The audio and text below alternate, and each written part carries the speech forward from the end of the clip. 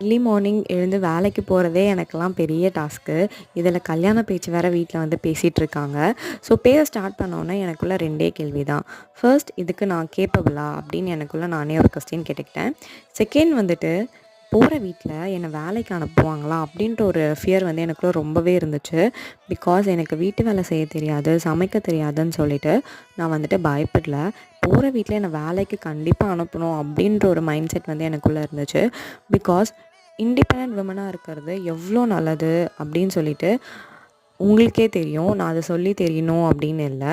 So நம்மளுக்கு தேவையானதை வந்துட்டு நம்ம காசுலேயே நம்ம வாங்கிக்கிறதாகட்டும், எதுவாக இருக்கட்டும், நம்மளோட டிக்னிட்டியாக இருக்கட்டும், எல்லாமே நம்ம வேலைக்கு போய் இது பண்ணுறதுல தான் இருக்குது. ஸோ அதே டைம் வீட்டையும் பார்த்துக்கணும், வேலையும் பார்த்துக்கணும். அதுக்கும் நான் வந்துட்டு என்ன கேப்பபிளா அப்படின்னு சொல்லிட்டு நானே ஒரு கேள்வி கேட்டுக்கிறேன். அதில் எதனா மிஸ்டேக் இருந்தாலும் கமெண்ட் பண்ணுங்கள், நல்லது இருந்தாலும் கமெண்ட் பண்ணுங்கள்.